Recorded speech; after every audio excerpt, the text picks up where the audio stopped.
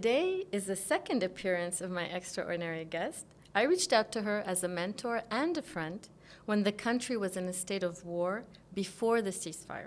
And she wisely advised me to pursue with my goals of recording, publishing the podcast, and more. My guest is an advocate for healthy well-being through her radio show on Virgin Radio and her gym clubs, both of them titled Start Living Right. She provides complete access on how to maintain a healthy life mentally and physically. And there's more. As a mom and a fitness champion, there have been a few developments since last time that we've talked. So let's get to it and ask 10 questions to my extraordinary guest, Maya Nassar. Hi. Welcome back, Maya. Thank you for having me again. Thank you so much for coming. It's always a pleasure. And like I said before, because you're a mentor for me, I'm so happy that you're here. Thank you always so encourage much. me I'm and support honored me. to hear that. So, right now, how are you feeling? I'm feeling We're good. a bit better than before. Oh yeah, we passed through a very difficult phase. Right. And the fact that things are calm now is, Yeah. is fantastic. So how do you maintain a level of normalcy, like during this Honestly, kind of period? I think it's all about routine. Okay. So even though things are happening in the country, Right. it's about maintaining your daily routine. You get up at the same time. Okay, I didn't think about it that way. Yeah. You keep doing what you're doing, so you Right. feel somewhat normal. Okay. And you don't focus too much on the news. For Mhm. example, I didn't watch the news at home at all Okay. because Especially in front of the kids. yeah, even when the Right. kids were sleeping, I just Okay. didn't turn on the news. Okay. It's my husband and I had this rule, no news at home. Okay. And on social media, I would take breaks because of course, it's inevitable that people will be posting about what's happening. Yeah. So I would either mute pages that Mhm. keep posting things I don't want to see, Oh, I see. or Okay. I would simply take breaks from social media Right. and check it once a day instead of several times a day. And you weren't disconnected.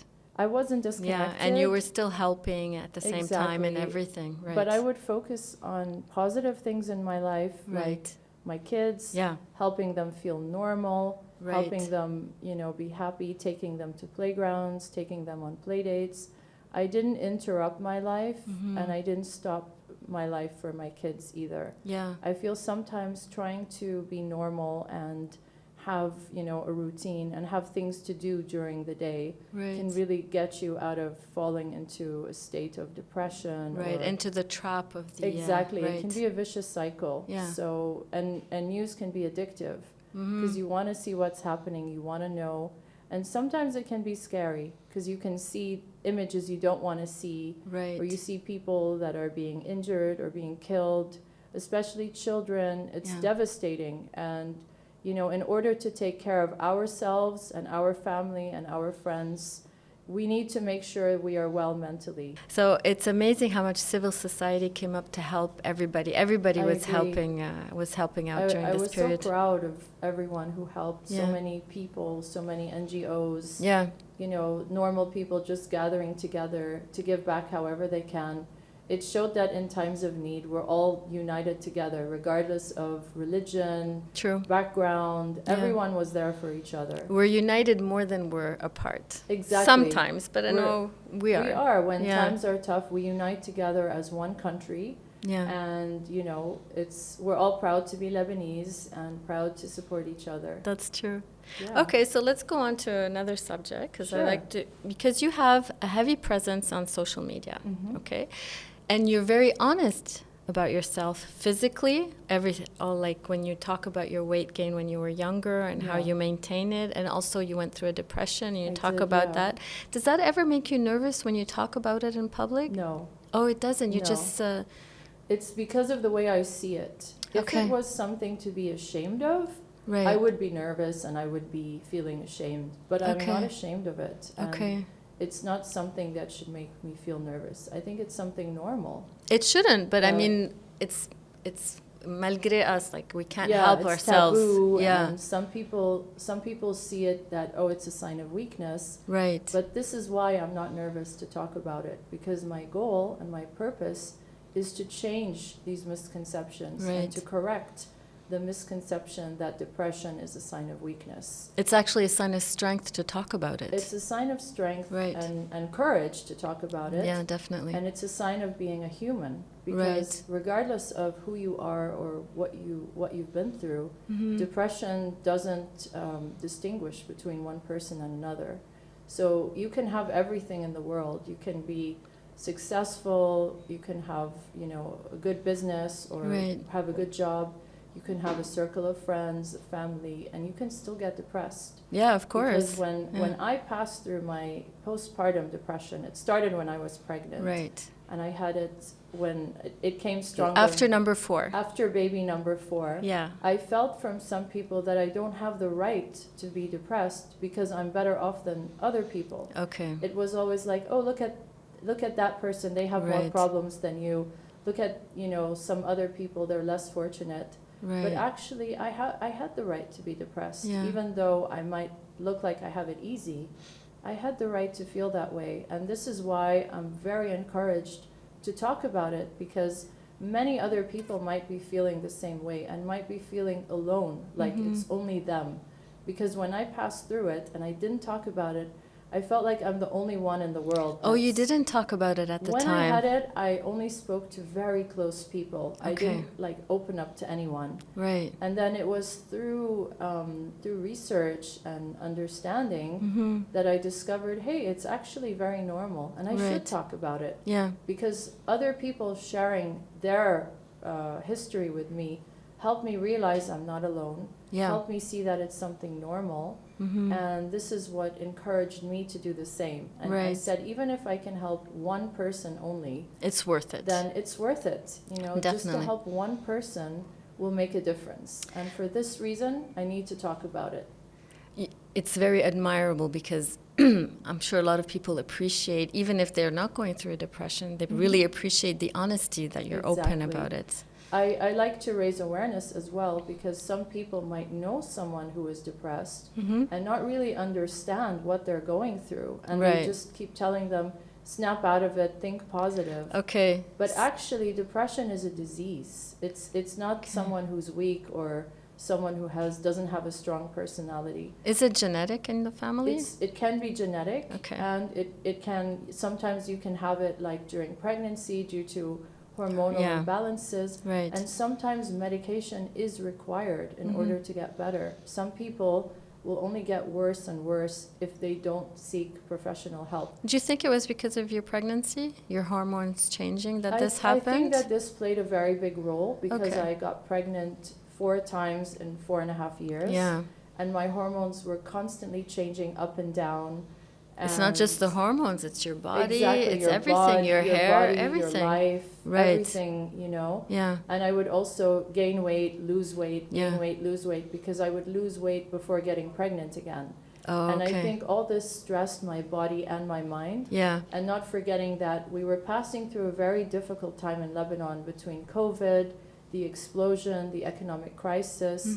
I had many friends and family that left the country. And at the time, I had a best friend of 15 years who left, and, you know, it was really difficult. The support that she would give your you. support system. Yeah. And I think all this combined kind of led me downhill, in a downhill spiral. Yeah. And I just couldn't get out of it. And if I didn't ask for help, and if I didn't do the things that I did, I can guarantee I would have only gotten worse. Well, thankfully you did. I did, And here yes. you are now, Yes, here I am. thriving. Yes, absolutely. How has life changed for you after 4 kids? I think it's been fantastic. Yeah? I mean, life is busy. I think that's the Yeah. best way to describe That's it. an understatement. I never really have time where I'm bored or I have nothing Okay. to do. There's always something to do. Right. Whether it's from work, socializing, or Yeah. my kids. You're very But- attentive to them. I am, yeah. You give them a lot of time, even with I this do. busy schedule that you have. Because but you do. I say that we are our children's childhood. You Right. make their childhood. You can make Okay. it magical. Yeah. You can make it special. You can fill their lives with activities and fun and Yeah. friends. And I want to be that mom Yeah. who gives everything I can to my kids. So when they look back, Yeah. they have these amazing memories. I had the most wonderful childhood. Oh, you did? And That's I did, nice. and Yeah. I credit my parents for that, with Okay. traveling and, Yeah. you know, doing so many You have fun 3 things. sisters? I have 3 sisters. We're Yeah. a family of 4 girls. And I hope that one day my kids can look back and realize that we did all these things as a family, and they can have the same memories that I had as a child. You're sharing this on social media. Yes. So how is perception of social media changed for you? Like, do you see it differently? Are you a little bit more careful because you have your kids, you're showing your kids, or? Well, I don't feel wrong for sharing on social media, because I feel when you share, you connect with other people. You sometimes I get ideas from other moms, like maybe they Right. do something differently. Oh, or I see. Okay. I discover a new place, or Right. even a recipe, or Yeah. something really cool. Yeah. So I see it as an amazing way to discover and connect with other people. I've made mom friends on Yeah, social that's true. media. Mom friends. Yeah. You know, but yeah. at the same time, I'm realistic. So I realize that some things may not be real. So if you see a mom with the perfect house, the perfect body, her kids always listening to her, I know that I'm Okay. only seeing the best sides of social media. Okay, that's where I was going to get at a little bit. Exactly. Okay. So I know that no one is going to post when they're having a bad day, or no one Okay. is going to share if their child is screaming and having a tantrum and not listening. So we're only going to show our best bits, and I always keep this in mind. I know this from myself, Yeah. that when I see someone having a perfect life on social media, I know that that's not real. It's impossible. You speak the truth about I having do. children without having to videotape them. Exactly. Yeah. I wouldn't videotape them Yeah. having a meltdown, because No. that's also not fair. Yeah, for it's them. disrespectful for It's them. disrespectful. Yeah. But I love to share the best parts. Right. And I love it when people send me messages saying Oh, that yeah? they discovered something new. Oh, okay. Or now we're doing Elf on the Shelf. Yeah. And there's some I was other telling you moms- that. Exactly. Yeah. I raised awareness about this amazing Yeah. activity. And a few moms said that they started doing it Yeah. as well. Yeah. You know, with their kids, like they discovered something fun they can do. Right. And I even had one mom say that during the war, she loved seeing videos and pictures of my kids. It gave her a sense of comfort and Yeah. happiness, Normalcy. normalcy. Right. And, you know, Okay. this is the purpose. I'd like to talk a little bit about what you're doing now, because last Yeah. time we were here, since then, you also lost a lot of I weight. did, yes, I did. Because you're getting back into shape to compete, I am, yeah. which is absolutely incredible. Can you Yeah. tell us about this phase, how you lost the weight? Because it's not easy after 4 kids. Yeah. And the diet and everything. Can you Sure. just tell us a little bit about that? And how you feeling? Yeah. Well, honestly, it took 2 years to Okay. lose the weight. Right. Usually with each child, within 6 to 9 months, I lost everything, and I Wow. was ready. I wasn't in the best shape of my life, Yeah. but I was at a healthy weight to get pregnant again. And this time, because I didn't want more kids, I really took my time. And Okay. because I had a 4th child, Right. and I had gone through a very tough time physically and emotionally, With the depression. with the depression, Right. with anxiety, with insomnia, Okay. I wasn't ready to kind of be strict and train 2 hours a day and be on a strict diet.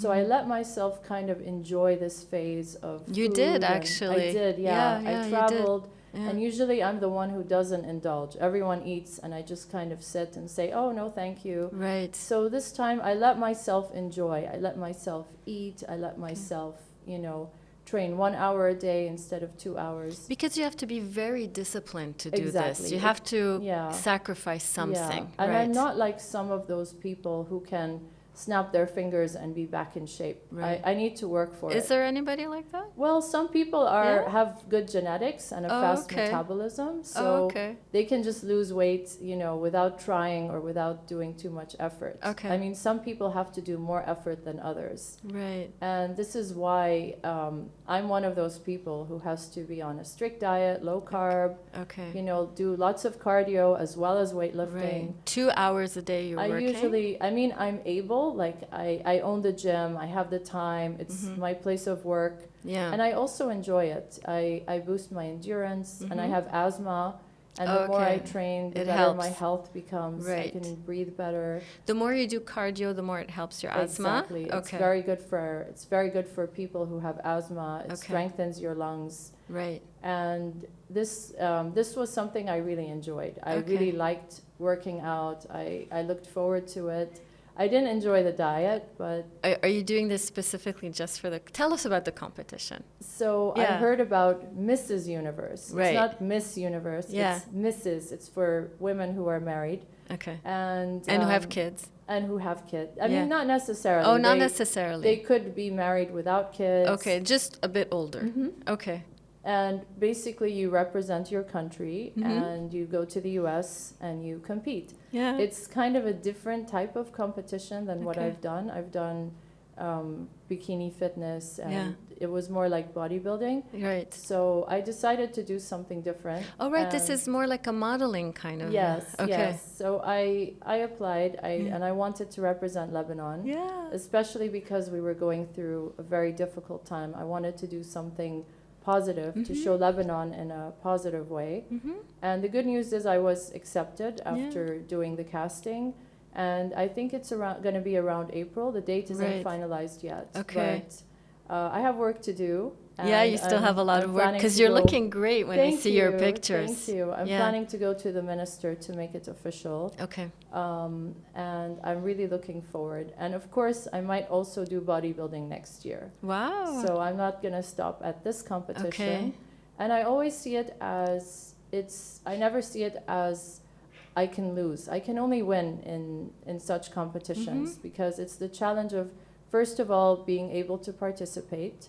And secondly, getting into shape, physically being in the best shape of your life, mentally having the confidence to put yourself out there and dare to be judged and dare to be... Right, in a bikini and bathing suit and stuff, that's not easy. Other women who, in my opinion, look amazing, look perfect. Yeah. So regardless of what happens, I mean, the final decision is out of my control, but what's in my control is being the best that I can. And as long as I try my best and I do the best that I can, then I'm satisfied and then I'm you're happy. A winner. Then you're a winner. Yeah. And one of my favorite quotes, I think I shared it last time with you, is that a winner is a loser who tried one more time. Yeah. So I see it as there's no limit to how many competitions you can do. If I don't get it this time, there will be another time. I can do it again. I don't know anybody who won from the first time anyways. It's by trying that. Exactly. Trial and error. Right. Can really help you grow and evolve. What are these competitions like? Is it like sometimes when you see it in the movies that they're competitive and nasty a little bit between each other, or are they more supportive and encouraging?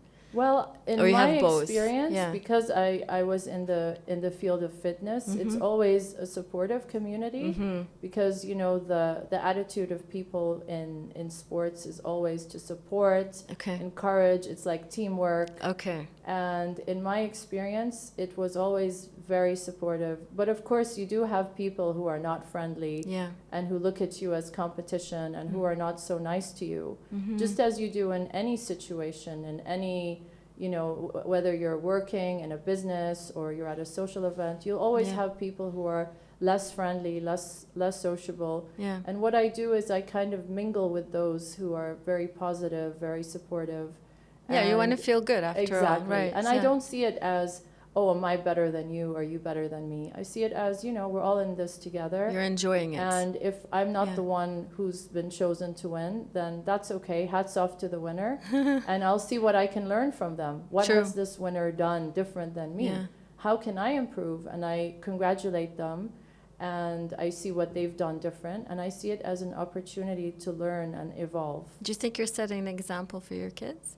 I hope I am. Yeah. I mean, I always want to do the best that I can for them, and I want them to believe that sky is the limit. Yeah. I want them to believe there's no such thing as rejection, because even if you don't get what you want, you can pursue another goal or another dream, and I really hope that I can be a good role model to them. How does your husband react to this? Because a lot in our culture, the man is very possessive, jealous, things like this. So it's not easy for him to see his wife in general. I'm not saying yours, but how does he see these? I don't know. How does he react towards all of this? He's very supportive. Yeah. He's very supportive. Okay. Because he doesn't see it as, as something threatening. Right. On the contrary, it's like, bodybuilding is like a sport. Yeah. And it's a professional atmosphere. There's nothing considered sleazy or inappropriate. So that's how we met you anyways. Exactly.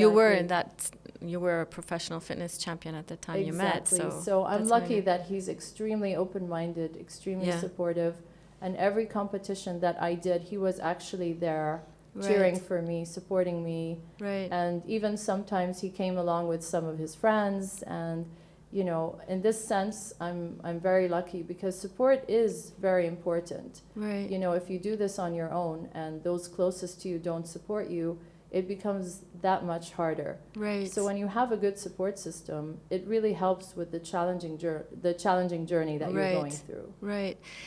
With the community, because there's so much information out there. Yeah. How do we distinguish the good from the bad, the myth from the truth, from the reality? You mean in terms of reaching a goal, like a fitness goal? Yeah, in goal? terms of fitness, because there's so much advice out there. There's so much, and we get lost sometimes about what we should do. My advice is you always need to do what's sustainable.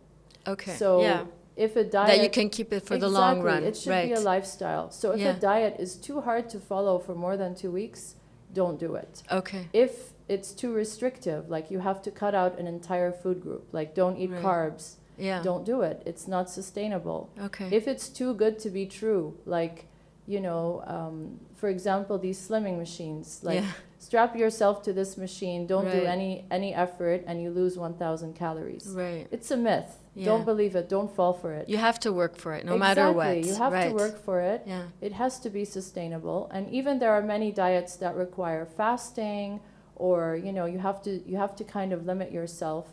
I mean, everyone does what works for them, but for me, I don't like to be limited in any way. I like to eat. I don't like to fast. I like to eat every 2 to 3 hours. There's a detox that's very popular right now. Detoxing is also a myth where you only drink juices. You don't need to detox your body. Your kidneys and your liver do that for you. Right. And I'm not just saying this out of my opinion. I'm saying this out of personal experience. I've lost more than 20 kilos of fat following this method of traditional diet and training.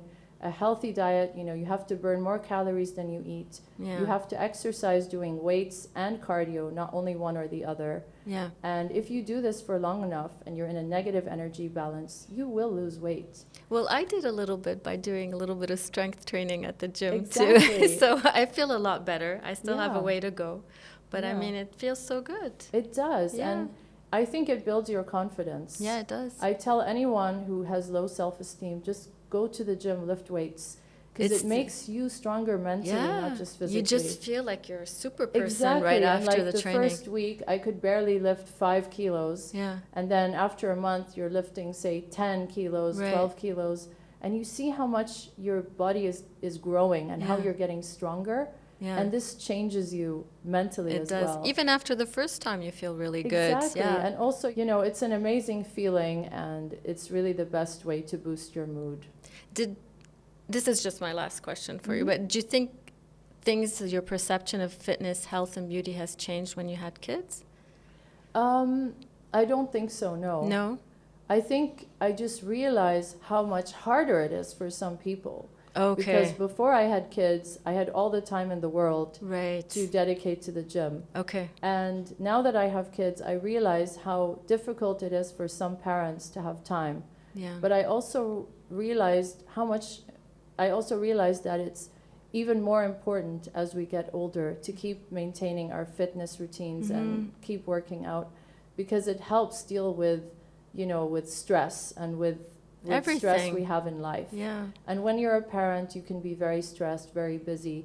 And sometimes a workout is all you need to help you cope and maintain that healthy balance between work and, daily life and being a parent. It also affects our body, the immune system, and everything, the stress factor. Exactly. That's what I'm saying. And so. it's also about, it's not just about being slim or looking good No. or feeling good. It's about being around to watch your grandchildren grow up. Yeah. It's about growing old independently, not depending on others to take care of you, not ending up in a wheelchair. Right. It's about being that strong, independent, healthy person, you know, way into your 90s where you can, you know, drive. And, take care of yourself. Yeah, take care of yourself. Be independent. You can travel, you can lift your luggage and put it in an overhead bin without needing someone to help you. Right. It's about carrying your grandchildren and, you know, walking around, playing with them. Taking the things we do today for granted. Exactly. Yeah. Exactly. Yeah. These are the best things in life. Yeah. And this is how you guarantee that you grow old, living your life to the fullest. That's amazing. And it's wonderful that through your radio show on Virgin Radio, through your gym, you provide access to a whole world of how to make yourself better, healthy, and mentally and physically. Yeah, at the gym we focus more on like the physical aspect, like training, physiotherapy, diet. Yeah. But on my radio show, we talk a lot about mental health and taboo subjects like depression, being bipolar, anxiety, things people don't usually talk about. Children with ADHD. Children with special needs. Yeah.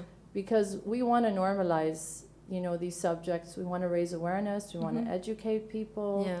Nothing is taboo. Exactly. We want people not to feel alone. Right. Because if someone has a child with special needs, it doesn't mean that we should look down on that child or that you failed as a parent. It's nothing, there's nothing shameful. And on the contrary, introducing your kids to a child with special needs creates understanding, tolerance, inclusion. Yeah, and enrichment. Exactly. And this is so important. Yeah. Well, thank you so much, Maya. I'm You're going to welcome. ask you this question again. Maybe you have a different answer this time. What makes the ordinary extraordinary? You do. Okay, I get it to you now. I can live a boring life full of emptiness. Yeah. Or I can decide, you know what? I'm going to be the best person I can. Awesome. I'm going to live life to the fullest. Yeah. I'm going to be there for my friends and family. I'm going to focus more on being present with my family, less on my phone. Yeah. And, you know, it doesn't cost money to live your life to the fullest. Yeah. You choose. Being around friends and family is free. You can Yeah. exercise for free. Yeah. You can be outside in nature for free. So you decide how you're going to live your life, and you make yourself and your life extraordinary. It's up to you. I think this is the best way that we can end a podcast, Maya. Thank you so much for coming. Thank you for having me. Thank you again.